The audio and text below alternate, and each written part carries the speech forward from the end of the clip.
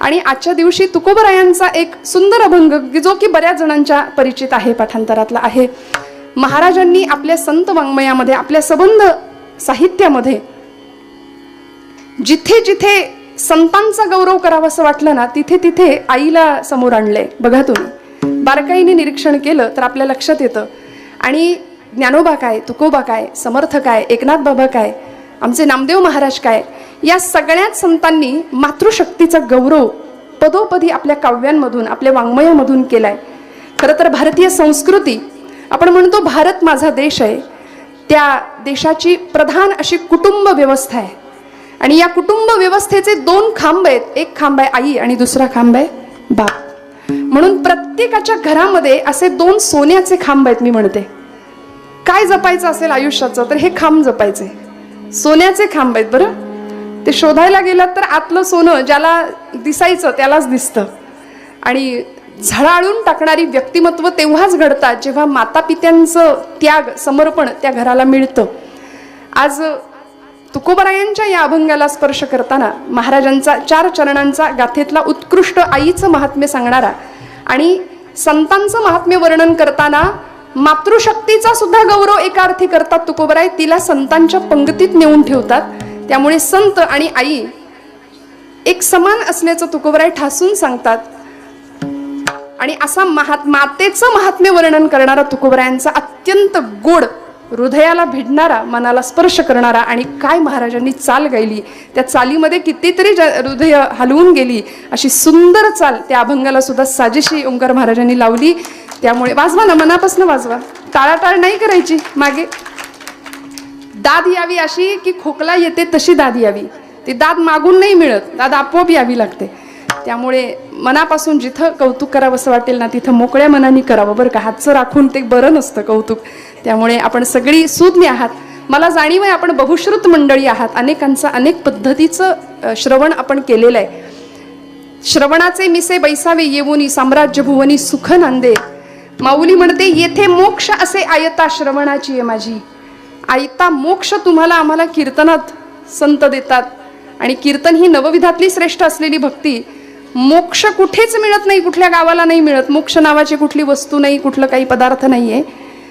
गती गेल्यानंतर मिळते ती गती, पण जिवंतपणे अनुभवण्याची वस्तू, गोष्ट, अनुभव तो म्हणजे मोक्ष आहे. जिथे मोहाचा पूर्णपणे क्षय होतो त्याला मोक्ष म्हणावं. आणि असा क्षय, मोह क्षय होण्याचं एकमेव ठिकाण म्हणजे कीर्तन आहे. विठ्ठल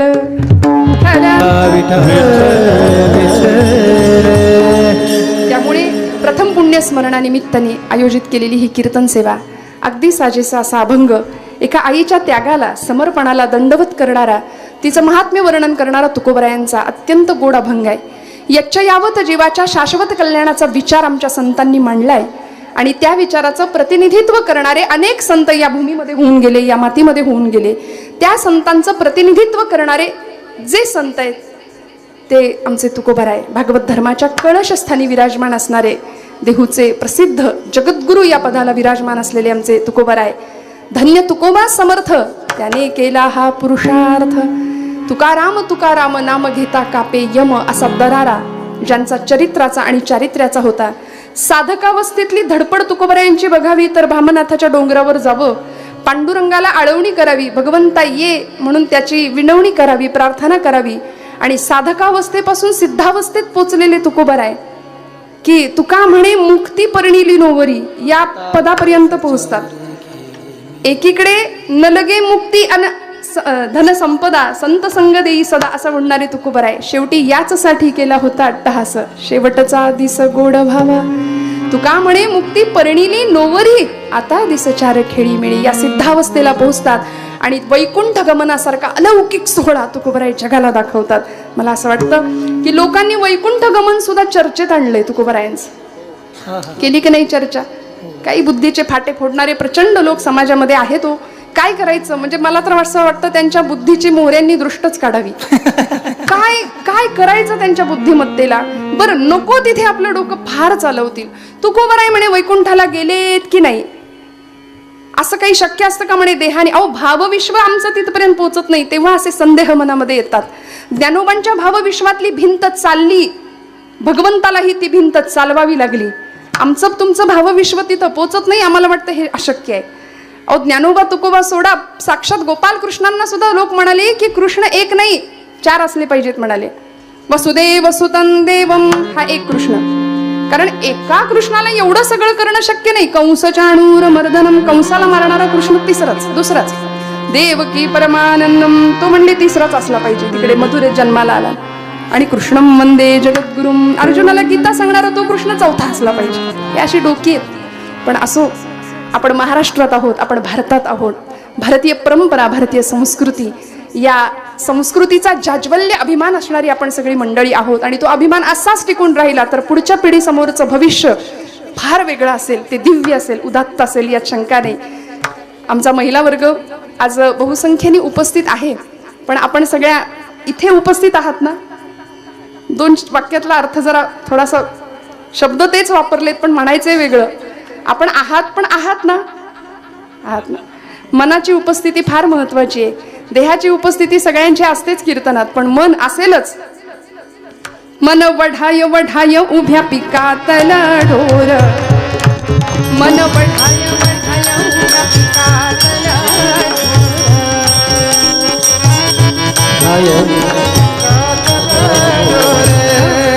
किती हाकल हाकल विहित पिकावर, किती हाकल हाकल विहित पिकावर. त्यामुळे त्या मनाची उपस्थिती इथे राहू द्या बस शेवटपर्यंत. अगदी आजच्या कीर्तनाची वेळेचं बंधन असतं. याशिवाय नैमित्तिक कीर्तन सेवा आहे. त्यामुळे आपल्या सगळ्यांच्या आशीर्वादाने ही सेवा भगवंतांच्या चरणी आपण रुजू करायची आहे. तुकोबरायांचा गोड अभंग आहे. मातेची या चित्ती अवघी बाळकाची व्याप्ती. आईचा गौरव केलाय. अर्थात भारतीय संस्कृतीनंच मातृशक्तीचा गौरव केलाय. सप्तशतीमध्ये 23 श्लोकांचं वर्णन आहे आईचं वर्णन करणारे, किंवा त्या जगदंबेला, त्या जगदात्रीला, धरित्रीला, प्रकृतीला, मायेला वंदन करणारे. या देवी सर्व भूतेषु मातृरूपेण संस्थिता, भक्तिरूपेण संस्थिता, क्षमारूपेण संस्थिता, दयारूपेण संस्थिता, चेतनैत्यभिधीयते विष्णुमायेति शब्दितः, दयारूपेण, धृतीरूपेण, लक्ष्मीरूपेण, कांतीरूपेण, भ्रांतीरूपेण. 23 रूप आहेत तिचे. त्यातलं सगळ्यात लोभसवाणं आणि आपल्याला भावणारं असं देवीचं मातृस्वरूप आहे. किती जगदंबा प्रत्येक घरामध्ये त्या मातेच्या, त्या वात्सल्याच्या रूपाने आहे. अर्थात याचं स्मरण इथं जन्माला येणाऱ्या प्रत्येक लेकराने ठेवावं की मी जिच्या पोटी जन्माला आलोय ती फक्त माझी आई नाही, ती जगदंबेचं मातृस्वरूप आहे. ते साक्षात आदिशक्ती जगन्माता तिच्या रूपाने आहे आमच्या घरामध्ये. आणि त्याचं स्मरण नसतं म्हणून मग कितीतरी उदाहरणं आपल्या आजूबाजूला दिसतात. सुरुवातीलाच खरं तर प्रसंग सांगायला नको वाटतंय, पण ओघात आलाय मी सांगून जाते. काही वर्षांपूर्वी घडलेली गोष्ट. मुंबईमध्ये एक आई आपल्या मुलाला खूप मोठं करते, लहानाचं मोठं करते, प्रचंड रक्त जाळून मोठं करते, वाढवते. पती नसताना सुद्धा आपल्या मुलाला इतकं शिकवते, इतकं मोठं बनवते की त्याला परदेशी शिकायला पाठवते. परदेशी गेलेला मुलगा 1.5 वर्ष आईच्या संपर्कातच नाही. आई फोन करते, आई पत्र पाठवते, कुठल्याही पत्राला उत्तर नाही, मेसेजला उत्तर नाही, फोनला उत्तर नाही. शेवटी त्या मुलांनी 1.5 वर्षांनी ठरवलं की मायदेशी जाऊया आणि आईला भेटूया. मुंबईतली घटना आहे. आणि तो मुलगा ज्यावेळी आपल्या घरामध्ये गेला, घराचं दार उघडलं, श्रोते हो, बेडरूममध्ये 1.5 वर्षापूर्वीच संपलेला आईचा मृतदेह किड्या मुंग्यांनी खाल्लेला फक्त पाहिलाय. हे फार बिभत्स आहे, हे फार ऐकायला वाईट आहे. पण मला असं वाटतं ही वेळ इथल्या एखाद्या लेकरावर यावी का हो? ज्या भारताने मातृशक्तीचा गौरव केला, कोरोनामध्ये पत्र पाठवली, तुमचं तुम्ही उरकून घ्या, आम्हाला यायला वेळ नाही, जमत नाही, परमिशन नाही, परवानगी नाही. कोरोना नसला तरी असं करणारी मंडळी आहेत. कुठला तरी मुलगा येतो, आईचं काळीच काढून घेतो. आपण लहानपणापासून ऐकलेल्या कविता आहेत, गोष्टी आहेत. प्रेयसीवर खूप प्रेम आहे. प्रेयसी विचारते कोण आवडतं तुला? तो म्हणाला तूच आवडतेस. किती आवडते? अगं किती किती सांगू तुला, तूच आवडतेस. तुझ्या आईपेक्षा आवडते का? हो, माझ्या आईपेक्षा तूच आवडते. मग देशील आईचं काळी जाणून? आपल्याला कथा माहितीये की नाही? दिलं काळी जाणून दिलं. पण आणत असताना ठेच लागून पडला आणि ते काळीच बोललो, बाळा लागलं नाही ना तुला? तुला त्रास नाही ना झाला? ही कथा आपण खूप पूर्वीपासून अगदी ऐकतोय. आताच्याच मुलांना हे असलं काही ऐकायला मिळत नाही. ते त्यांचं दुर्दैव की आपलं दुर्दैव म्हणावं. कारण आपण जर त्यांना वेळोवेळी या गोष्टी आणि या कथा नाही सुनावल्या, नाही ऐकवल्या, तर आपल्यासारखे करंटे आपण ठरू बरं का. पुढच्या काळामध्ये भविष्याला जर आपण योग्य दिशा दिली नाही तर त्यांच्या जीवनातल्या अंधाराला ते कारणीभूत नसतील, आईबाप म्हणून आपण कारणीभूत असू. हे कायम ठासून पक्क ठेवा हृदयामध्ये. मी उपदेश करायला आलेली नाही, आपल्याला खूप कळतं म्हणून कीर्तनाला अजिबात उभी नाही. श्रोते हो, तुमच्या सगळ्यांच्या आशीर्वादाने मला कळावं, या गादीवर उभी राहून अधिकारवाणीने बोलता यावं याकरता उभी आहे. पण तुकोबा ज्या आईचा गौरव करतात, भारतीय संस्कृती ज्या मातेला पहिलं नमन करते, मातृ देवो भव, ती माता बघा तुम्ही. देव माता आदिती आहे, वेद माता गायत्री आहे. आमची गीता माऊली म्हटलंय तिला, गीतेला सुद्धा. विनोबा भावेंनी गीतेचा टीका ग्रंथ लिहिला, नाव होतं गीताई. आईनी सांगावं, विनू तू एवढा गीतेचा भाष्यकार आहेस, अभ्यासक आहेस, मला गीता कळत नाही रे संस्कृत मध्ये. मग त्यांनी लिहिली गीताई, गीताई आई माझी, मी तिचा बाळ नेणता, असं म्हणायचंय. ज्ञानोबांची ज्ञानेश्वरी माऊली आहे, ज्ञानोबा माऊली आहेत. आमची धरती माता, इथून सुरुवात करूया ना आपण. आईचं चराचरात असलेलं अस्तित्व, मातृशक्तीचं अस्तित्व खूप लक्ष देऊ नये का. मला प्रपंचातल्या गोष्टी फार कमी सांगता येतात, मला येतच नाही. विठ्ठल विठ्ठल विठ्ठल. आपली धरित्री माता, जुनी मंडळी मला सांगा, सकाळी उठल्या उठल्या काय श्लोक म्हणतो आपण? समुद्र वसने देवी. आता हे कॉन्व्हेंटच्या पोरांना नाहीये, काही माहिती नाही, काही येत नाही, आणि येत नसेल तर शिकवणं आपलं काम आहे की नाही. पण घरामध्ये आजोबा किंवा आजी बोलायला लागली तर नातू म्हणतो तुम्ही गप्पा, तुम्हाला काही कळत नाही. त्याच्या त्या बोलण्यावर सगळे हसतात. हो, काय बाळ हुशार आहे आमचं बघा, गप करते आजीला सुद्धा.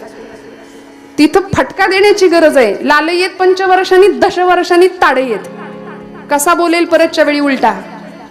आपण काय करतो, एक गाल पुढे देतो लहानपणी, मार मार मार, ते मारतं मग गालात, कुणाच्या वडिलांच्याच आईच्याच. दुसऱ्या गालात पण मारतं. मोठा झाल्यानंतर हाताच्या ऐवजी लाथ वापरतो. हे ऐकायला खरं कटू आहे, पण ही वस्तुस्थिती आहे. त्यामुळे येथ वडील जे जे करीती, माऊलींची प्रसिद्ध आणि माझ्या आवडीची ओवी. तया नाव धर्म ठेविती, तेची येर अनुष्ठिती सामान्य सकल. त्यामुळे अशी मातृशक्ती धरती माता आहे आमची. समुद्र वसने देवी, पर्वत स्तन मंडले, विष्णू पत्नी नमस्तुभ्यं पाद स्पर्शम क्षमस्व मे. प्रार्थना केली पाहिजे. जिला पाय लावतोय आम्ही ती धरती माता आहे, भारत माता आहे आमची. आमच्या मातृभूमीसाठी कणाकणाने झिजणारी कितीतरी मंडळी आपण पाहिली, की अशा मातृशक्तीला, म्हणजे ती भारतीय माता, वेद माता, देव माता, धरती माता, या सगळ्या मातांच्या पलीकडे जाऊन निसर्गातलं मातृत्व सुद्धा, म्हणजे जन्मदात्री आई तर आहेच आहे, तुम्हाला मला देहाने जन्माला घालणारी आई, जिच्याशी आपली नाळ जोडली गेलेली ती आहेच आहे. पण याही पलीकडे जाऊन त्या मातेचा गौरव करताना तुकोबरायांनी त्या मातेला संतत्वाच्या पदापर्यंत नेऊन पोहोचवलं. ती आई आणि संत दोन नाहीच आहेत. कारण जगाचं सर्वतोपरी कल्याण व्हावं असं दोनच व्यक्तींना वाटतं, ती म्हणजे आपली आई आणि एक म्हणजे दुसरे संत. या दोघांनाच असं वाटतं की आपलं सगळं सर्वतोपरी विश्वाचं कल्याण व्हावं, आणि हे कल्याण करण्याकरता संत दादागिरी करत नाही. तो आई दादागिरी करत नाही. फार तर काय म्हणते, मेल्या उन्हात काय मरतोस, मरायचंच असेल तर घरात येऊन मर कार्ट्या. आता हे मर म्हणजे तिला खरंच मर म्हणायचं असतं का? जी आई आपल्या लेकराला मर म्हणते तीच आई आजारी पडल्यावर उषा पायथ्याशी बसून सुद्धा राहते. त्यामुळे संत सुद्धा अशाच पद्धतीने आम्हाला आमच्या जगाच्या जीवनाच्या कल्याणाची कामना करतात. सकलांच्या पाया माझा दंडवत, सकलांच्या पाया माझा दंडवत, माझा दंडवत, सकलांच्या पाया माझे दंडवत. आपुलाली चित्ता शुद्धाकारा, आपुलाली चित्ता शुद्धाकारा, सकलांच्या पाया माझे दंडवत, सकलांच्या पाया माझे दंडवत. आपुलाली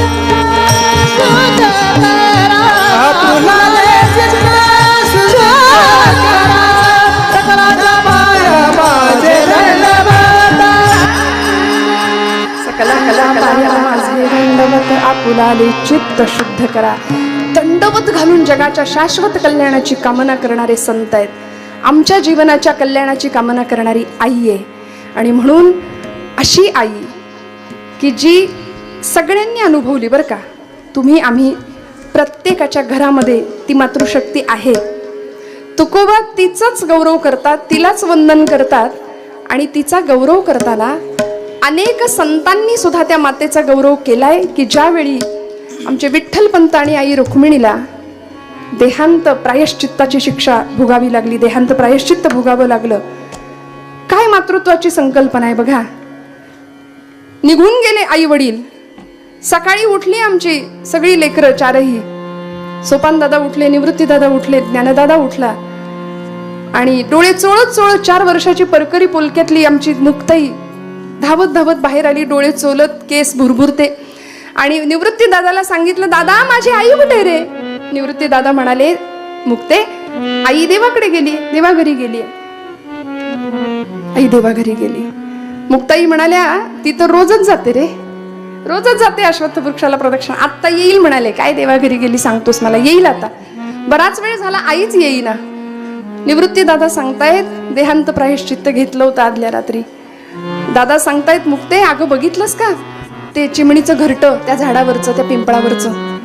बघ बघ, तुला माहितीये का त्यांच्या आई वडिलांना एक घार आली आणि घेऊन गेली ग रात्री.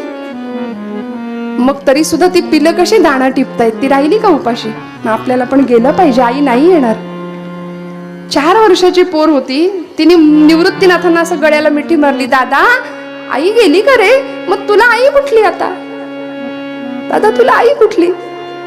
निवृत्ती दादांनी आतापर्यंत आवरलेला हंबरडा फोडला. मुक्ताईला कडकडून मिठी मारली आणि म्हणाले, मुक्ते आजपासून तू माझी आई. मुक्ता नाही, मुक्ताई.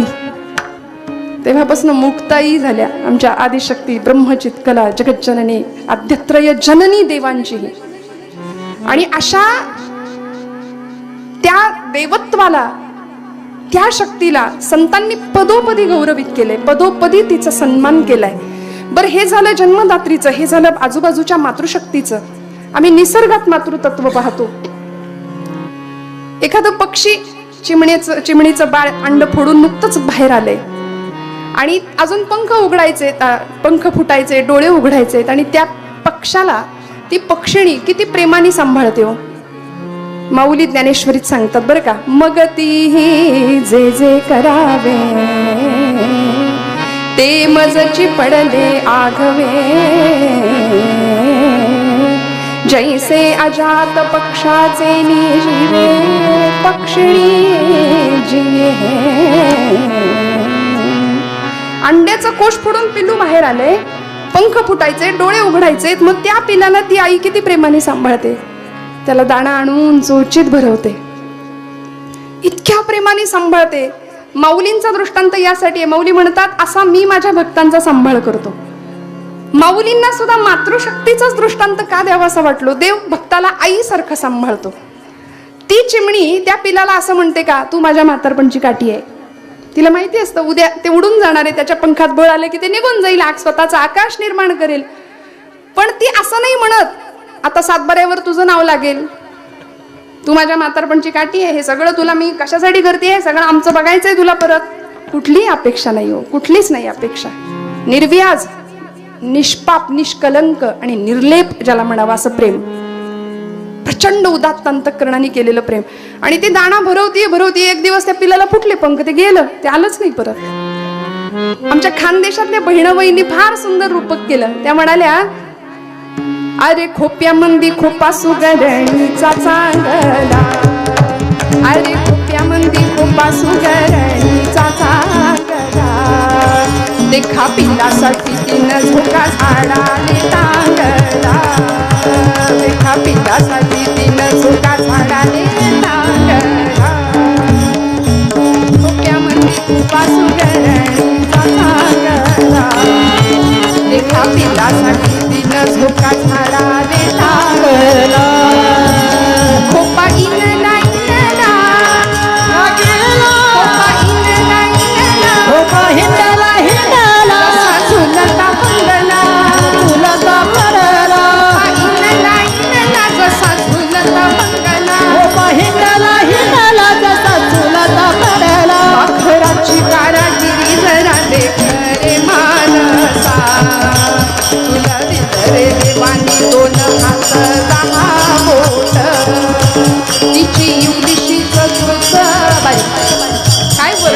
शब्द आहेत बघा.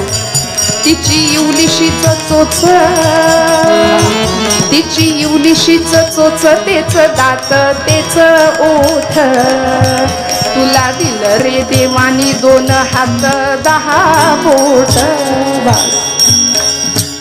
माणूस प्राणी शहाणा होत नाही ना.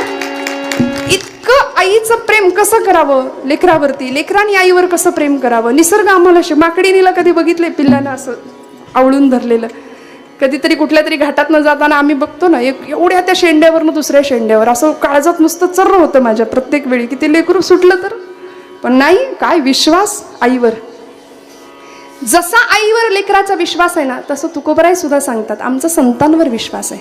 कारण संत आणि आई 2 नाहीच आहे. त्यामुळे फक्त आणि फक्त आईच्या हृदयामध्ये सगळं विश्व जर काय असेल, कुणाचं असेल, तर ते फक्त ती व्याप्ती आहे, ती फक्त आपल्या बाळाची. मातेची या चित्ती अवघी बाळक्याची व्याप्ती, देह विसरे आपुला जवळी घेता क्षीण गेला. आईचं सगळं विश्व बघा आपल्या लेकराभोवतीच फिरत राहतं, लेकराभोवतीच फिरवळी. आई बघा ना किती लक्ष ठेवून असते आपल्या बाळावर. अगदी 1.5-2 वर्षाचं लेकरू असू दे, ते असं चालताना दिसलं ते ठेचकाळतं, धडपडतं, पडतं. आमच्या जुन्या आज्या म्हणतात डोळ्यात तेल घालून लक्ष ठेवायला लागतं त्याच्यावर, आहे की नाही. इतकं लक्ष ठेवायला लागतं त्याला, कुठे ठेचकाळू नये, पडू नये, धडपडू नये. तसं तुकोबरायांनी प्रत्येक वेळी संतांना का पुढं केलंय. महाराज म्हणतात तशी आमची संत माऊली सुद्धा या भवचक्रामध्ये गटांगड्या जर आम्ही खायला लागलो तर आम्हाला वाचवणारे, आम्हाला तारणारे तेच आहेत.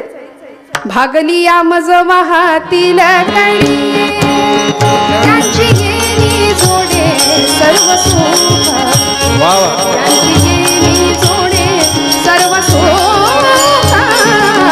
त्यांची गेली जोडे सर्व सुख. भागली या मज वाहातील कणी, त्यांची गेली जोडे सर्व सुख, त्यांची गेली जोडे सर्व सुख, सर्व सुख. ही चाल घेतली की त्यांना सुद्धा श्रद्धांजली जाते की नाही आपोआप. वारकरी संप्रदायातलं एक असं श्रीमंत एक वादळ निघून गेलं आपल्यातून. त्यामुळे अशा चाली घ्याव्या आणि त्यांना त्या निमित्ताने श्रद्धांजली. अर्थात तशी गाता येईल की नाही या जन्मात हे माहिती नाही, पण अमृतासारखं गोड कीर्तन. भागलिया मज वाहतील कडिये, त्यांची येणी जोडे सर्व सुख. संतांची व्यापकता आणि आईचं व्यापकपण एकत्र आणलं तुकोबांनी. मातेची या चित्ते बाळकाची व्याप्ती हे सांगत असताना आईला लेकराशिवाय दुसरं विश्वच नसतं. आपल्या सगळ्यांना माहिती आहे, माऊली म्हणते लळे याची या बालका किरीटी, गवसणी करुणी स्नेहाची दिठी, आणि खेळता पाठोपाठी माऊली धावे. ती त्याच्या मागे मागे मागे मागे धावत असते, तिचं वात्सल्य धावत असतं. किती प्रेम, किती अंतःकरणामधला जिवाळा. आणि हे त्या लेकराला तेव्हा नाही कळत, मोठं झाल्यावर तर अजिबातच नाही कळत. पण लेकरू सगळ्यात जास्त सुरक्षित कुठे असतं तर ते आपल्या आईच्या पदराआड असतं, आईच्या जवळ असतं. हिंदवी स्वराज्य संस्थापक छत्रपती शिवाजी महाराजांच्या आजूबाजूला मी एक धाडसी विधान नेहमी करते की आमच्या जिजाऊ आई साहेब नसत्या तर राजांचं घडणं झालंच नसतं. हे इतिहासाला मान्य करावं लागेल. कारण शिवाजी राजे कालपटावर आले ते फक्त जिजाऊ मातोश्रींमुळे, घडले ते फक्त जिजाऊ मातोश्रींमुळे. गर्भात असतानाच अशा मुठी वळल्या जायच्या राजांच्या, कारण डोहाळे जसे विलक्षण होते. तलवार घ्यायची, शत्रूला कापून टाकावं, घोड्यावर स्वार व्हावं, हे डोहाळे होते आईसाहेबांचे. आणि तिथे गर्भात मुठी आवळल्या जायच्या आणि त्या त्याला सांगायच्या शिवबा आता अशा तयारीने जन्माला ये की जळायचंय आपल्याला, जळण्याच्या तयारीने ये माझ्या राजा. कारण इथं सगळा अंधकार आहे, 350 वर्षाचा गुलामीचा अंधकार आहे. पण एखाद्या ज्योतीने ठरवलं ना जळायचं की मोठ्यात मोठ्या अंधाराचा सुद्धा पराभव करता येतो माझ्या राजा, जळण्याच्या तयारीने ये. मग गर्भात अशा मुठी आवळल्या जायच्या. शिवाई देवीची कृपा व्हावी, नाव ठेवावं शिवाजी. शिस्त वात्सल्य जी जिद्द यांचा त्रिवेणी संगम ते शिवाजी. त्यांना घडवणारी जी जाई, जी जिद्द, जाज्वल्य देशप्रेम आणि ईश्वर निष्ठा यांचा त्रिवेणी संगम त्या जिजाबाई. जी जाई तिथं जाईप्रमाणे सुगंध देई, असं मातृशक्तीचं सुंदर रूप आमच्या भारतीय इतिहासाला दिसलं जिजाऊ माऊलींच्या रूपामध्ये. आणि किती घडवावं, तासन तास टक लावून बघत बसावं, पुण्यात आणावं, बाळाने विचारावं. 5 वर्षाचे झाले, शिवबाराजे विचारलं, आई कुठाय माझा वाडा, कुठाय माझा घोडा? आई म्हणते, मोठी माणसं आयत्या घरात राहत नाहीत बाळा, ती घरं बांधतात आणि मग राहतात. इथं वाडा नाही, इथं घोडा नाही, सगळं बेचिराग झालंय. रायाराव नावाचा हिंदू सरदार गाढवाचा नांगर फिरवला होता पुण्याच्या भूमीवरनं. माणसं परागंदा होऊन देशोधडीला गेली होती, राखेचे डोंगर साचले होते. एक पहार ठोकली होती आमच्याच माणसांनी, मुरार जगदेव त्याचं नाव. एक पहार ठोकली, त्याच्यावर एक मानवी कवटी अडकवली, पुण्याच्या वेशीला चपलांचं तोरण टांगलं आणि सांगत होते, जो कोणी इथं स्वराज्य निर्माण करण्याचा प्रयत्न करील त्याच्या घराची आम्ही अशी मसनवट करून टाकू. आमच्याच घरातल्या लेकी बाळींची अब्रू लुटताना डोळ्या देखत बघण्यापलीकडे दुसरा इलाज पर्याय उरला नव्हता, असा भीषण भयावह काळ. आणि तिथे 5 वर्षाच्या डोळ्यात ही आई स्वराज्याचं दिव्य स्वप्न बघत होती. सांगत होती, बांधाल का वाडा, घ्याल का घोडा, कराल का सैन्य निर्माण? आणि 5 वर्षाचं लेकरू सांगत होतं, हो आई, मासाहेब तुमचा आशीर्वाद असेल आणि भगवंताचा आशीर्वाद असेल तर हे राज्य होईल ही काळ्या दगडावरची रेषा. आणि पुढे काय झालं हे इतिहासाला ज्ञात आहे, आपण सगळे त्याचे साक्षीदार आहात. मला सांगा, तीच माता, काय असतं आईचं कठोरपण, म्हणजे कॉम्प्रोमाइज ज्याला आजच्या भाषेत मराठीत बोललं तर लवकर कळतं, कुठेच केली नाही. आपलं कसं असतं, आमच्या बाळाचा काही त्रास नाही, उठ म्हणलं की उठतो, बस म्हणलं की बसतं. अगदी ह्यांच्या वडिलांच्या वळणावर गेला. तुम्ही का हसलं आहे की नाही? आपल्या उठ म्हटलं की असं काही घरात आहे बरं का, आमच्याकडे नाही, आमच्याकडे बघू नका. विठ्ठल विठ्ठल विठ्ठल विठ्ठल विठ्ठल. विनोदाचा भाग सोडून द्या, एक लोणच्या पुरता असावा बरं का, कीर्तनात विनोद फार नसावा असं मला वाटतं. त्यामुळे असा पराक्रमी बाळ घरामध्ये जन्माला यावा आणि ते बाळ ज्यावेळी मोठा मोठा मोठा होत होत सगळी विघ्न स्वराज्यावरची पचवली, दूर केली, स्वराज्य साकारलं. आणि 6 जून 1674 साली 32 मण सोन्याचं सिंहासन रायगडावर सजलं. झुकल्या वाकल्या गर्विष्ठ माना या शिवमंदिरी. आणि त्यावेळी जिजामाऊलींचं वय 70 वर्षाचं होतं, 70-72च्या होत्या जिजामातोश्री आमच्या. पण इतकं डोळ्यात तेल घालून म्हणतात ना, आपल्या राजकारणाचा सगळा अनुभव त्या बाळाला दिला, त्याला मोठं केलं. आणि ते दिव्य स्वप्न स्वतःच्या डोळ्यांनी आऊसाहेबांनी पाहिलं. बाळाला, आपल्या राजाला, अभिषिक्त राजा, गंगा सिंधू यमुना 7 नद्यांचं 7 समुद्रांचं जल राजाच्या डोक्यावर अभिषिक्त होताना पाहिलं. डोळे कृतार्थ झाले आणि बस म्हणाले, आता कृतार्थतेने जायला हरकत नाही, या जगाचा निरोप घेऊया असं वाटावं बरं का मनापासून, कृतार्थ जीवन झाल्यानंतर. नाहीतर आमचं कसं असतं, आता नाही, आता नातू, ते नातवाचं सगळं झाल्याशिवाय तेवढ्यात नाही आपलं सगळं भागणार. मग तो नातू म्हणतो, अजून पण नातू इथंच, नातू झाल्यानंतर पण तू यावा अशी अपेक्षा असते. आसक्ती आहे ना जीवनाची. कृतार्थ क्षण कधी येईल आमच्या आयुष्यात की आता बस थांबावं, समाधान नावाची श्रीमंती. जिजामातोश्रींना ती श्रीमंती लाभली. आणि माता म्हणाल्या, आईसाहेब म्हणाल्या, आपल्या 6 जून 1674चा तो पवित्र दिवस, रायगडावरचा राज्याभिषेकाचा सोहळा, आपल्या आईचा आशीर्वाद घ्यायला राजे वाकले, आशीर्वाद दिला आणि असं खांद्याला असं हातांना धरलं आणि सांगितलं, राजे मी आजच्या दिवशी तुमच्याकडे एक मागू का? आई मागतीये कुणाला? लेकराला. मी आजच्या दिवशी तुम्हाला एक मागू का? छत्रपतींच्या डोळ्यांच्या कडा ओल्या झाल्या. म्हणाले, आईसाहेब बोला ना, असं का बोलता?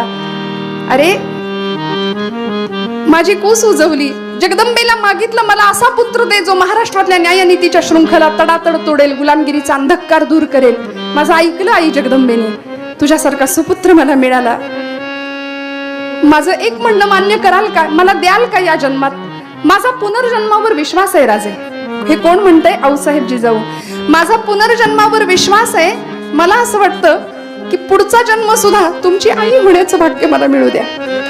पुढच्या जन्मात सुद्धा तुम्ही माझ्या पोटी जन्माला याल का? हे प्रत्येक आईला वाटावं आणि प्रत्येक लेकराला वाटावं. असा संबंध या जगामध्ये असला पाहिजे. जन्मजात संबंध आहे तो नाळेचा, की तो तोडता म्हटलं तरी तुटू शकत नाही. आणि अशा संबंधामध्ये सुद्धा आज समाजामध्ये जर दुरावलेली माणसं बघितली तर मला असं वाटतं एवढ्या वर्षांचा सहवास आबांना मिळावा आणि त्यानंतर असं एखादं व्यक्तिमत्व फुलावं की धर्मासाठी, संप्रदायासाठी, नामस्मरणासाठी, अध्यात्मासाठी, समाजासाठी तळमळणारं एक व्यक्तिमत्व ती आई अशी मागे सोडून जाते. त्यावेळी असं वाटतं आणि ते प्रेम आम्ही अनुभवलंय म्हणून मी पुन्हा पुन्हा बोलते. तुम्ही म्हणता की इथे आलंय म्हणून कौतुक करताय की काय, असं तोंड देखलं नाही अजिबात. आम्ही अनुभवले. म्हणजे आमच्याबद्दल तर आहे, पण माझी लेक सुद्धा कृष्णाई, म्हणजे तिची सुद्धा इतकी आस्थेने चौकशी आबांनी एवढ्या 5-6 महिन्यात केली आहे की मला आजपर्यंत असा अनुभव कधीच नाही आला. बरं, कीर्तन झाल्यानंतर पोहोचलेत की नाही हे पण कुणाच्या लक्षात नसतं. आम्ही गेलोय की कुठे घाटात गेलो खाली काही लक्ष नसतं. पण इतकं प्रेम, आणि ही श्रीमंती आमची, बरं का, ही श्रीमंती आहे, हे ऐश्वर्य आहे खऱ्या अर्थी. त्यामुळे असं प्रेम मिळायला, सुशीलो मातृपुण्येन पितृपुण्येन चातुरहा उदारो वंशपुण्येन आत्मपुण्येन भाग्यवान. वंशाच्या पुण्याईनी उदारता आहे, पित्याच्या पुण्याईनी चतुरता आहे, चातुर्य आहे, आईच्या पुण्याईनी सुशीलता आहे, आणि वंशाच्या पुण्याईनी माणूस उदारो वंश पुण्येन औदार्य हा गुण घेतो. बरं का, त्यामुळे हे सगळे गुण आमच्यामध्ये यायचे असतील तर आम्हाला खऱ्या अर्थी आई वडिलांच्या जवळ कुठेतरी बसलं पाहिजे, सानिध्यामध्ये. बऱ्याचदा काय होतं आहे तोपर्यंत आम्ही बोलत नाही. मी इथे असलेल्या सगळ्या आमच्या तरुण मंडळींना, लेकरांना, आणि आपण सर्व ज्येष्ठ आहात माझ्यापेक्षा वय अनुभव बुद्धीच्या सगळ्याच बाजूंनी, पण तुम्हाला सगळ्यांना दंडवत प्रणाम करून एक विनंती करते की कधीतरी आपल्या आईजवळ बसा. तो जो स्पर्श आहे ना आईला, खूप लहानपणी तिने आपल्याला घेतलंय जवळ, पान्हा पाजलाय, पण आता तो स्पर्शही तो विसरली ती. कधीतरी तिला जवळ घेऊया, कधीतरी तिला विचारूया तू कशी आहेस ग. अजून 5 वर्ष निश्चित जगेल जर काळ संपणार असेल तर. मला असं म्हणायचं की ते कितीतरी प्रेम आपण विसरतोय, आपण हरवतोय.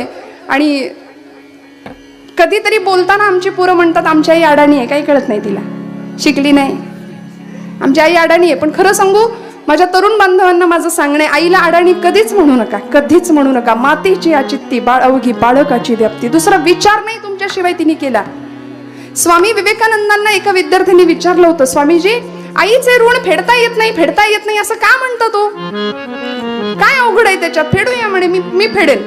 स्वामीजी म्हणले ठीक आहे, ते नंतर बघ फेडायचं म्हणे, मी आधी एक सांगतो ते करशील का. स्वामीजींनी एक वीट दिली त्याच्याजवळ, 1 किलोची वीट. ती तुझ्या अंगावरचं उपरणं पंचाकाड म्हणले, त्याच्यात बांध पोटाला जरा ती वीट, आणि मी सांगतोय तोपर्यंत सोडू नकोस. ऐकताय ना महिला वर्ग, जागे आहात ना आपण सगळ्या. छान. स्वामीजींनी त्या लेकराला दिली ती वीट आणि त्याला सांगितलं पोटाला ती वीट बांध. 1 किलोची वीट 9 तास म्हणले सोडायची नाही, आता घरी जा सगळी कामं कर ती वीट बांधून. तो पोरगा घरी गेला, त्याला नीट चालता येईना, उठता येईना, बसता येईना, झोपता येईना, जेवता येईना, सगळीच पंचायत झाली हो, सगळीच पंचायत झाली. तो 3 तासातच स्वामीजींकडे माघारी आला, स्वामी विवेकानंदांकडे, आणि म्हणाला हे काय, मी तुम्हाला साधा प्रश्न विचारला होता की आईचे ऋण का फेडता येत नाहीत, तुम्ही मला एवढी मोठी शिक्षा भलतीच देऊन टाकली. स्वामीजी म्हणाले तुझ्या प्रश्नाचं उत्तर तुला मिळालंय बाळा, मी फक्त 1 किलोचं वजन तुझ्याकडे दिलं तर तुझे एवढा तुला त्रास झाला, एवढा क्षीण झाला. मला सांग, याच्या तिप्पट ओझं 9 महिने 9 दिवस ती पोटात वाहते आणि मग तुला जन्माला देते. पोटी भार साहे त्याचे सर्वस्वही साहे, पोटी भार वाहे त्याचे सर्वस्वही साहे. इतकं म्हणजे किती दान करावं आईने आपल्याला, सगळं जीवन वाहिलंय, सगळं जीवन. त्यामुळे लेकुराचे हित वाहे माऊलीचे चित्त. आमच्या मराठी साहित्यातले एक सुंदर कवी माधव जुलियन, फार सुंदर कविता आहे. प्रेम स्वरूप आई वात्सल्य सिंधू आई, प्रेम स्वरूप आई वात्सल्य सिंधू आई, प्रेम स्वरूप आई वात्सल्य सिंधू प्रेम स्वरूप आई वात्सल्य स्वरूप आई, प्रेम स्वरूप आई वात्सल्य स्वरूप आई, प्रेम स्वरूप आई वात्सल्य सिंधू आई, प्रेम स्वरूप आई वात्सल्य सिंधू आई, प्रेम स्वरूप आई वात्सल्य सिंधू आई, प्रेम स्वरूप आई वात्सल्य सिंधू आई. बोलावू मी तुला मी कोणत्या पायी, प्रेम स्वरूप आई वात्सल्य सिंधू आई, प्रेम स्वरूप आई वात्सल्य सिंधू आई, प्रेम स्वरूप आई वात्सल्य स्वरूप आई, प्रेम स्वरूप आई वात्सल्य स्वरूप आई. खोटी ठरवून देवा ही आस एक मोठी, आई पुन्हा जन्म घे आणि पुन्हा तुझ्याच पोटी मला जन्माला यायला मिळू दे. मला असं वाटतं ही भावना ज्याला आई नाहीये ना आज आबांना विचारूया, त्यांच्या कुटुंबियांना विचारूया काय भावना असेल. ज्याला आई नाही त्याला ही भावना जास्त कळते. आई नसल्याचं दुःख, पोरकेपणाचं छत्रच निघून जातो. आपलं म्हणणारं आणि आपल्यासाठी तिळ तिळ झिजणारं, फक्त आपलीच काळजी करणारं असं एक व्यक्तिमत्व काळाच्या पडद्याआड निघून जातं. आणि तेव्हा मग डोळे उघडतात खाडकन. आहे तोपर्यंत विचारलं नाही, कधी तिची विचारपूस केली नाही. 500 किलोमीटरवरच्या एखाद्या मित्राला गुड मॉर्निंगचा रिप्लाय द्यायला किती जीवाची उलघाल. उठले उठले पहिलं ते. जवळ असलेल्या आईला तू कशी आहेस विचारलं नाही, दिवसभर तिच्याकडे पाहिलं नाही. तिचा चेहराही न पाहणारी कार्टी घराघरात आहेत आज. आईला आई म्हणायचं नाही. काय गोडवा आहे त्या शब्दामध्ये. आमच्या बहिणाबाईंचं पुन्हा एकदा खानदेशातल्या आमच्या कवयित्री त्या म्हणाल्या की माय म्हणता म्हणता भटा लागी भट भिडे. माय किती गोड शब्द आहे माय. बघा तुम्ही, ओष्ठ व्यंजन, दंत व्यंजन, तांज व्यंजन, मराठी साहित्यात व्याकरणातले हे सगळे नियम आहेत. प फ ब भ म हे ओष्ठ व्यंजन आहेत. त थ द ध न दंत व्यंजन आहेत. तर ते म ओष्ठ व्यंजन आहे. माय म्हणता म्हणता भटा लागी भट भिडे. आत्या म्हणता म्हणता केवढं अंतर हो पडे. आत्या. दादा म्हणता म्हणता दाता माझी जिभ धडे. आणि काका म्हणता म्हणता कशी मांग मांग दडे. जीजी म्हणता म्हणता मिळे जिभले निवारा. आणि सासू म्हणता म्हणता गेला तोंडातून वारा. विठ्ठल विठ्ठल विठ्ठल विठ्ठल. त्यामुळे तुमच्या माझ्याकरता हे बहिणाबाईंचं आहे, माझं नाहीये बरं. तुम्ही म्हणाल का बरं असं. त्यामुळे तुमच्या माझ्याकरता स्वतःचं देहभान. आज मेडिकल सायन्स एवढं पुढे गेलंय, बाळंतपणाच्या वेदना सहन करतेच. कितीतरी हाडं शरीरातली फ्रॅक्चर व्हावीत 20 पेक्षा जास्त, तेवढ्या जितक्या वेदना तेव्हा होतात ना, तेवढ्या वेदना त्या एका क्षणाला होतात. त्याही पुढे जाऊन सांगते. आज मेडिकल सायन्स पुढे गेले. आपल्या बाळाच्या जन्माकरता वीतभर पोट फाडून घ्यायला सुद्धा जी तयार असते ती आई आहे. देह विसरे आपुला जवळी घेता क्षीण गेला. प्राणांतिक यातनांमधून त्या सहन करून त्या बाळाचं फक्त तोंड बघितलं की सगळा क्षीण विसरून जाते. तुकोबा काय उदाहरणं देतात बघा. व्यवहारातली उदाहरणं आहेत, पण संतत्वाचा दर्जा मातेला देणारं उदाहरण आहे. आणि म्हणून संतांचं महात्म्य सांगताना सगळ्याच संतांना पुन्हा पुन्हा आईचाच गौरव करावासा का वाटतो. हे झालं संतांच्या बाबतीत, महापुरुषांच्या बाबतीत. भारताचं संविधान ज्यांनी लिहिलं असे भारतीय राज्यघटनेचे शिल्पकार डॉक्टर बाबासाहेब आंबेडकर. ते घडले. मी म्हटलं ना तुम्हाला, एक वाक्य मी मगाशी बोलून गेले. सगळे लोकोत्तर महापुरुष घडले, त्यांच्यामुळे त्यांच्या माता सुद्धा प्रसिद्धीला आल्या. मग याचा अर्थ आमच्या हौसाबाई पंढरीनाथ खळदकर आजी, त्यांचा त्याग कमी आहे अशातला भाग नाही बरं. काडीला काडी प्रपंच जोडून रक्ताचं पाणी करावं आणि मग आपल्या संसाराचा मळा फुलवावा. उत्तम संतती निर्माण करावी, उत्तम संस्कारांचं दान त्याला द्यावं, हे प्रत्येक मातेचं कर्तव्य आहे. मी आंबेडकरांचं नाव याकरता घेतलं की आम्ही फार तक्रारी करतो. किती प्रतिकूलतेतनं मोठं केलं. मला असं वाटतं आजींनी सुद्धा या संततीला किंवा या सगळ्या मुलाबाळांना अत्यंत प्रतिकूलतेनं मोठं केलंय. हे मी सांगायला नको, ही सगळी मंडळी आपल्याला सांगतील. पण या प्रतिकूलतेतून आपण काय करतो, तक्रार तेवढी करतो आयुष्याची. एक जण मला भेटले, म्हणाले ताई मी पण विद्वान झालो असतो म्हणले, पण आमच्याकडे टेबल लॅम्पच नव्हता अभ्यास करायला. एकाने दिला माझ्या लग्नात टेबल लॅम्प, पण टेबलच नव्हता. बरं टेबल लॅम्प मिळाला, टेबल मिळाला, पण लाईटच नसायची आमच्याकडे, नाही तर मी विद्वान झालो असतो. कारण भरपूर आहे तो आमच्याकडे. तक्रारीला इतके तक्रारी. जी माता तुमच्या माझ्याकरता व्रतवैकल्य करते, उपास तपास करते, किती उपास करावे, हे जुन्या मातांनाच जमायचं बरं का, आताच्या नाही. आई ही आईच असते असं नाही मी म्हणणार की जीन्स घालणारी आई आज धकाधकीच्या आयुष्यामुळे तिचं वात्सल्य कमी झालंय का, तर नाही, ती आईच आहे. पाळण्या घरात पोराला ठेवताना काळजाला पीळ पडतोच. मी त्याचं समर्थन करते असंही समजू नका अजिबात. पण ती आई आठवून बघा की जी चुलीवर छान भाकरी भाजायची, आणि आपण सगळ्यांनी तो अनुभव घेतलाय. That is our pizza and burger. आज एवढी म्हातारपणी तोंडाची चव जरी निघून गेली असली तरी सुद्धा ती चव किंवा ती आठवण मरेपर्यंत विसरणार नाही आपण, मरेपर्यंत नाही. बाबासाहेबांना घडवण्यामध्ये आमच्या रमाई मातेचा किती सुंदर हिस्सा होता. अशी स्वाभिमानी कणखर बाई होती रमाई. आईसाहेबांनी, बाबासाहेबांच्या आई बरं का, माहेरी प्रचंड श्रीमंती होती त्यांच्या, आणि इकडे दारिद्र्य, 18 विश्व दारिद्र्य. त्या माहेरी गेल्या ना की त्यांना थोडंसं हिणवण्याचं अनुभव यायचे, त्यांना वाईट वाटायचं, पण त्या स्वाभिमानी होत्या. त्यांनी माहेरी एकदाच सांगून टाकलं, जोपर्यंत माझ्या सासरच्या अंगणामध्ये नोटांचं वाळवण घातलेलं बघणार नाही तुम्ही, तोपर्यंत तुमची पायरी नाही चढणार. प्रचंड स्वाभिमान, करारी होत्या रमाई. लोक कपडे जसे अंगणात वाळत घालतात ना, तशा माझ्या अंगणात नोटा वाळत घातलेल्या दिसतील तेव्हा. आणि त्यातून मग आंबेडकर घडले, भारताचे राज्यघटनाकार, शिल्पकार तयार होतात. कधीतरी आपल्या लेकरांना मी हात जोडून इथे असलेल्या प्रत्येकाला सांगेन, एक बाजारात जाऊन एखादं पुस्तक विकत आणायला आजच्या निमित्ताने श्यामची आई पुस्तक प्रत्येकाने घ्या, जर जमलंच तर आपल्याला. ते गेलं सगळं, काळ जमा झालं आबा, कुणी घ्यायला तयार नाही हातात. आता घरामध्ये इतकं भरलंय सामान, फर्निचर भरलंय, टीव्ही आहे, LED आहे, सगळं आहे. माणसांना बसायला जागा नाही, एवढं भरलंय, पण 50 रुपयाचं पुस्तक नाहीये खिशात जवळ.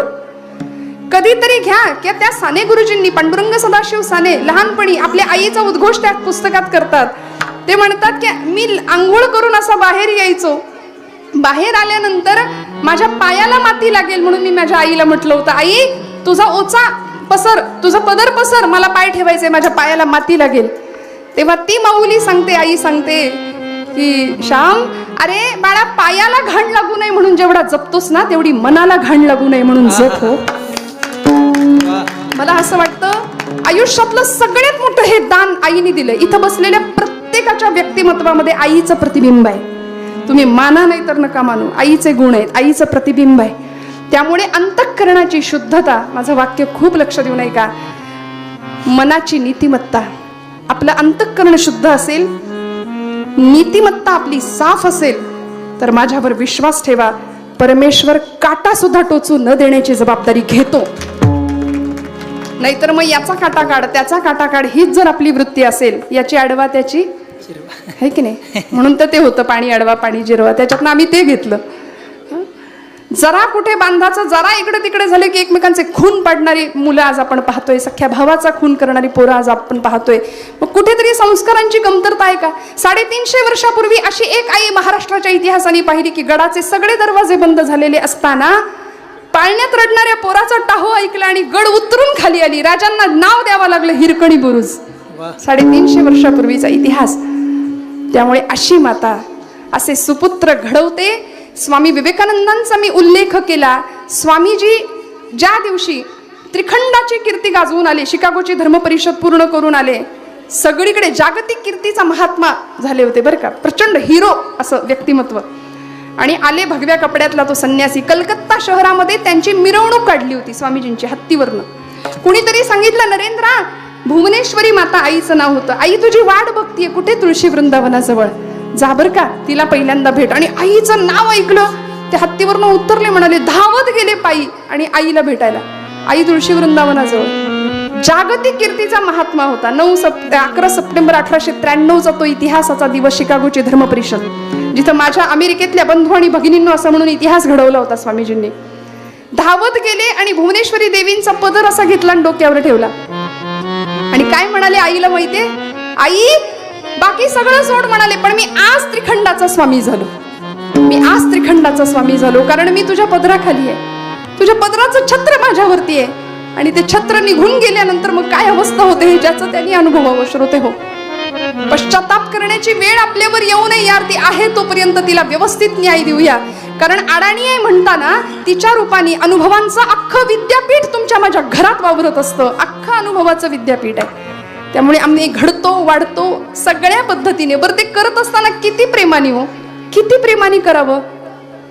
आई आपल्या लेकराला दूध भाताचा घास जसा भरवते ना, म्हणजे तेच उदाहरण तुकोबांना का द्यावं वाटलं, कारण संत सुद्धा दूध भाताचा घास जसा भरवावा तसं आम्हाला भक्तीचं ज्ञान शिकवतायत. आणि अंगावरी चढते. लहान बाळाला दुधाचा भाताचा घास खाऊ घालावा, आणि ते बाळ धावत धावत आईच्या अंगावर जावं, कडकडून मिठी मारावी, जवळ घ्यावं, स्तन्य पाजावं. किती प्रेम, किती प्रेम. तसं संत सुद्धा आम्हाला प्रेमाने जवळ करतात बरं का. आई लेकराला दूध भात घालते, तितक्या प्रेमाने, तितक्या मायेने भक्तीचं ज्ञान सोपं करून शिकवतात. हरिमुखे म्हणा, हरिमुखे म्हणा, काही अवघड नाही सांगितलं. ठाईचं बैसोनी करा एक चित्त, आवडी अनंत आळवावा. फार कुठे जंगलात तपस्या करा, वनात जा असं सांगितलं का? आई जसं सोपं करून सांगते तसं सांगितलंय. मग या न्यायाने जी आई आपल्या देहाचा विसर पडतो तिला आपल्या लेकरासाठी, लेकराच्या कल्याणाकरता उपास तापास व्रतवैकल्य करावीत. आम्ही महाशिवरात्र जर धरली तर महाशिवरात्रीच्या आधी महिनाभर ठरतो त्या दिवशी काय काय खायचं. आमचा मेनू एरवी नसतो एवढा, उपासाचे 108 पदार्थ, एवढं ताट भरलेलं असतं त्या दिवशी. म्हणजे त्या शिवाला सुद्धा त्या रात्रीचं भय वाटावं की काय, त्याला असं वाटावं बापरे बाप, ही मानव जमात आजच्या दिवशी सगळंच अन्न पृथ्वी तलावरचं गिळंकृत करेल की काय, असा आमचा उपास असतो. पण आईचा त्याग, आईचं समर्पण, देहाचंही समर्पण आहे. देह विसरे आपुला, जवळी घेता क्षीण गेला, दावी प्रेम भाते आणि अंगावरी चढते. बाळाचं आणि आईचं जसं नातं आहे ना, तसं संतांचं आणि आपलं नातं असावं ही तुकोबरायांची अपेक्षा आहे. ती अपेक्षा कशी होईल? नमन करूया, मस्त भजन करूया आणि त्यासाठी एक दृष्टांत सांगून मग समारोपाकडे जाऊया. एकदा मस्त संतांना जे आवडतं, परमेश्वराला जे आवडतं आणि ज्यांनी आपल्या जीवनाचं कल्याण होईल असं नाम, अमृतापेक्षाही गोड असलेलं नाम घेऊया आणि मग पुढच्या भागाकडे जाऊ. विठोबा रखुमाई, हरी विठोबा रखुमाई, टाळी वाजवा, टाळी वाजवा. विठोबा रखुमाई, रखुमाई, विठोबा रखुमाई, हरी विठोबा रखुमाई, हरी रखुमाई.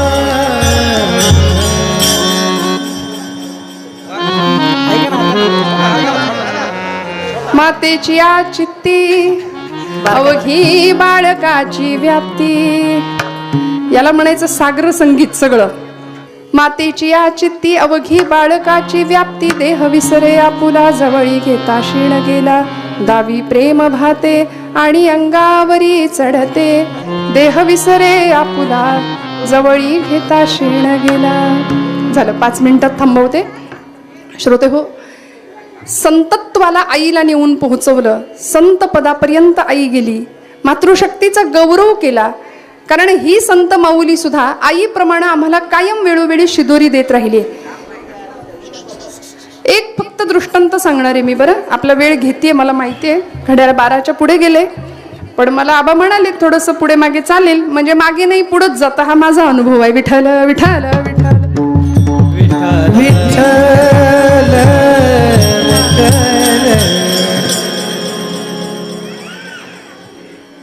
आई सर्वांगीण विकास व्हावा लेकराचा, यासाठी जसा प्रयत्न करते ना, कारण आपला संप्रदाय सुद्धा बघा माऊलीचा संप्रदाय आहे, सगळ्यांना स्वीकारणारा संप्रदाय आहे. आणि 2 गोष्टी अशा आहेत, स्वीकार आणि सुधार. आईकडे स्वीकार आहे, बापाकडे सुधार आहे. असं एखादं कार्ट असतं नाक वाहत असलेलं, बरं का, जागेत ना सगळे ऐकताय ना, नाक वाहत असलेलं एखादं 1.5-2 वर्षाचं कार्ट ते वडिलांकडे जातं. वडील काय करतात? इकडचा वर्ग सांगा मला, पहिली क्रिया काय? खिशातलं काढतील, ते पुसतील, मग त्याला घेतील, किंवा ते साफ करून ये तिकडून आईकडून, चांगलं त्याला रंगवून छान पावडर बिवडर लावून दिल्यानंतर मग हे मिरवतील सगळीकडे. हा, म्हणजे मला त्यांचं मोठेपणा नाकारायचं नाहीये, पण ही वस्तुस्थिती आहे की नाही? हो म्हणा, हो म्हणा, मोठ्याने म्हणा, आहे की नाही? खरी गोष्ट आहे की नाही? त्यामुळे त्याला सुधार पहिला आहे, आधी सुधार आहे आणि मग स्वीकार आहे. पण आई काय करते हो? आई आधी त्याला कडेवर उचलून घेते, मग पदराने नाक पुसते पटकन. आईकडे आधी स्वीकार आहे आणि मग सुधार आहे.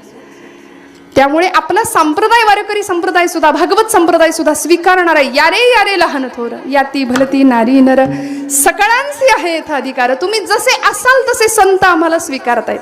तिथे हा मोठा, हा कमी, हा या जातीतला, तो त्या जात नाही. संतांनी सगळ्यांना जवळ केलं, सगळ्यांना स्वीकारलं आणि शिदोरी दिली आयुष्यभर पुरेल अशी. ज्या मातेचा हेवा, ज्या मातेचं प्रेम आम्हाला मिळावं म्हणून आम्ही तरसतो, संत तरसले, अहो आमचा भगवंत सुद्धा तरसलाय त्याकरता.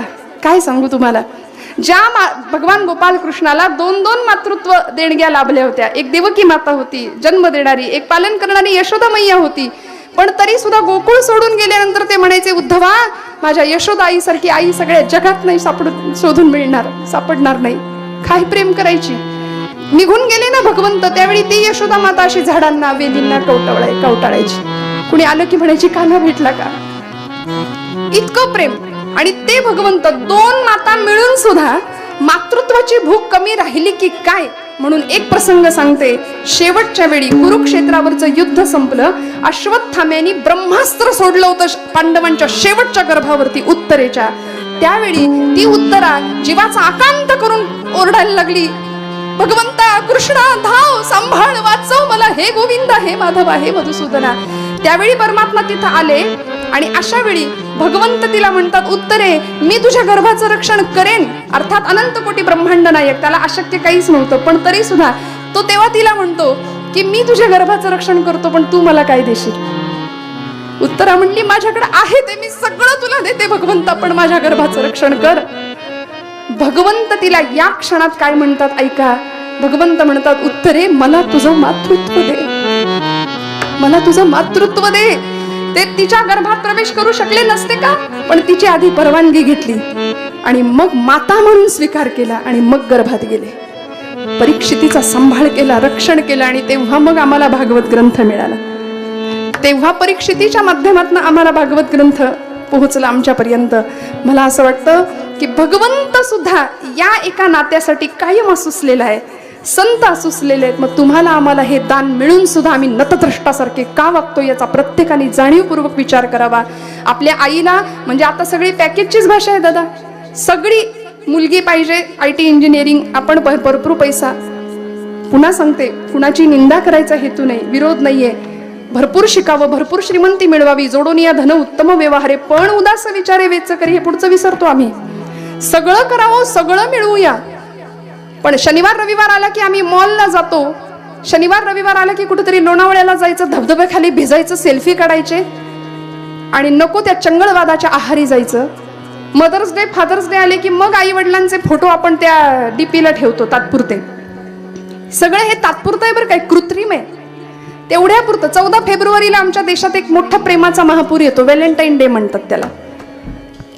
कसलं प्रेम आम्ही व्यक्त करतो आणि त्या आईचा प्रोफाईलवर, पिक्चरवर DP असतो, तिथे ते स्टेटस असतं.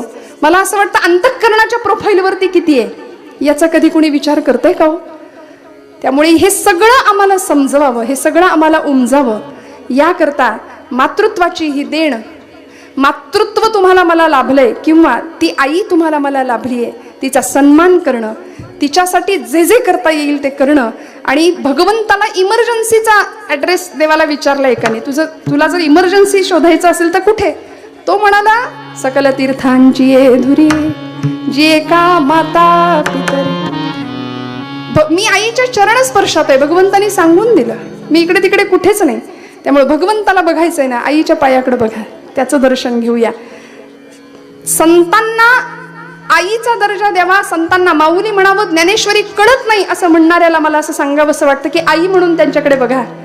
आईचं लेकरू मांडीवर बसलं की आईची भाषा त्याला कळत नाही असं कधीच होत नाही, ज्ञानेश्वरी कळणार नाही असं कधीच होणार नाही. आई म्हणून जाऊया माऊलींच्या ज्ञानेश्वरीकडे.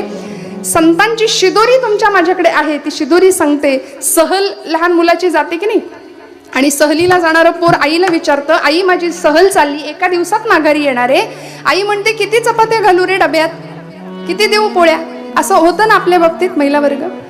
किती चपात्या किती घालू डब्यात, आज तू एका दिवसात माघारी येणार आहे. तो म्हणतो, मी रोज 4 खातो ना, आज 6 पोळ्या भर माझ्या डब्यात. पण आई तुमच्यासारखी होती हो, तिने 20 चपात्या भरल्या डब्यात. म्हणली असू दे पुरवठ्याला. ही अजूनही आई, ती म्हणायची लोकांना वाट, एकटा खाऊ नकोस. देण्यातला आनंद आई शिकवत होती, देण्यातला आनंद.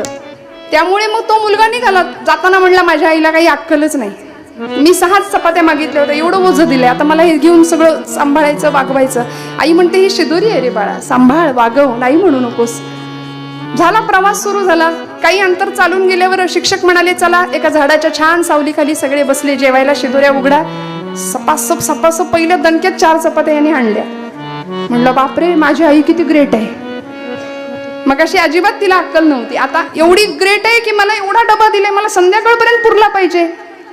श्रोते, होत तसं तुमच्या माझ्या आयुष्याची सहल सुरू झाली ना, एकदा जन्म झाला की हळूहळू हळूहळू 5व्या वर्षी हळूहळू गर्भापासूनच खरं तर घेऊया ज्ञानोबांचा हरिपाठ हातात. तो डबा आहे आमचा, ती शिदोरी आहे. खूप लक्ष देऊन ऐका. हळूहळू ज्ञानोबा आम्हाला सांगतायत की ही शिदोरी आहे हरिपाठाची, 5व्या वर्षी घे हातात, म्हण हरिमुखे म्हणा, हरिमुखे म्हणा, पुण्याची गणना कोण करी. म्हण म्हण असोनी संसारी जिव्हे वेगू करी. म्हणत राहूया. पुढे 10व्या वर्षी एखादा भगवद्गीतेचा अध्याय करायला घे. अहो, इतर धर्मीयांची मुलं प्रार्थनास्थळांमध्ये जातात, ख्रिश्चनांची पोरं चर्चमध्ये दर रविवारी जातात, इस्लाम वर्गाची पोरं, पंथाची पोरं सगळी जातात आपापल्या प्रार्थनास्थळांमध्ये, त्यांचे अभ्यास करतात, कुराण पडतात. आपल्याला का नाही वाटत माझ्या पोराचे भगवद्गीतेचे 4 तरी अध्याय, निदान 1 श्लोक तरी पाठ असावा? का नाही वाटत आम्हाला? नाही वाटत आम्हाला, कारण आम्ही नको त्या गोष्टींच्या आहारी गेलो. म्हणून मुलांना वेळीच भगवद्गीता हातात देऊ द्या. माझ्या आवडीचं वाक्य आहे, योग्य वयात जर पोराच्या हातात भगवद्गीता दिली तर मोठेपणी कोर्टात जाऊन गीतेवर हात ठेवण्याची पाळी त्याच्यावर कधीच येणार नाही, कधीच नाही. त्यामुळे योग्य वयात ही शिदोरी आहे संतांनी आम्हाला दिलेली. 40व्या वर्षी घेऊया ज्ञानोबांची ज्ञानेश्वरी, घेऊया तुकोबांची गाथा, घेऊया नाथांचं भागवत, घेऊया समर्थांचा दासबोध. आणि असं करता करता त्या मुलाला सहलीमध्ये तो डबा जसा शेवटपर्यंत पोहोचला, पुरला, तसं संत म्हणतात, तुकोबा म्हणतात की संतांनीही आम्हाला भक्तीची, ज्ञानाची, अध्यात्माची शिदोरी दिली एक नाही. भगवद्गीता आहे, ज्ञानेश्वरी आहे, गाथा आहे, नाथ भागवत आहे, दासबोध आहे, हरिपाठ आहे, मनोबोध आहे, हे सगळं आम्हाला शेवटपर्यंत पुरणार आहे. आणि एक वाक्य सांगते, अजिबात वाईट वाटून घेऊ नका. आयुष्याची 60-65 70 ओलांडल्यानंतर जगाने दिलेलं नाकारलेपण ज्यावेळी वाट्याला येतं ना, आता आपलीच माणसं म्हणतात काही फरक पडत नाही, तुम्ही असा नसा, काही थांबत नाही ना, कुणाचं कुणा वाचून काही अडत नाही. सगळं जग असं पुढे पुढे पुढे पुढे धावतं. जगाने नव्हे, आपल्याच माणसांनी दिलेलं नाकारलेपण ज्यावेळी आपल्या वाट्याला येतं, त्यावेळी संतांची ही वाङ्मयीन शिदोरी तुमच्या माझ्या कामी येते. बस म्हणून तुकोबराई म्हणतात, मी आता संतांच्या पुढे असा जाईन की त्यांच्या पायाशी लोटांगण घेईन, त्यांच्या पायेश्वरी परमेश्वरी मातेश्वरी परमेश्वरी मातेश्वरी परमेश्वरी सुनलो अरश अबोरी मा, सुनलो अरश अबोरी मा,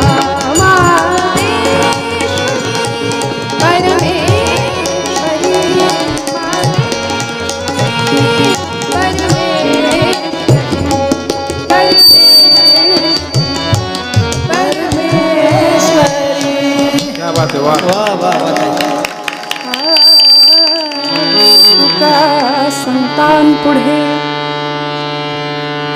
तुकोबारायांनी संतांच्या पायी लोळण घ्यावी, त्यांच्या पुढे जाऊन स्वतःचे लाड करून घ्यावेत, प्रेमाने जवळ जावं. श्रोते हो, आपणही संतांच्या जवळ असं जा, आई म्हणून त्यांच्याकडे बघूया, पूर्ण विश्वासाने समर्पण भावाने भक्ती करूया.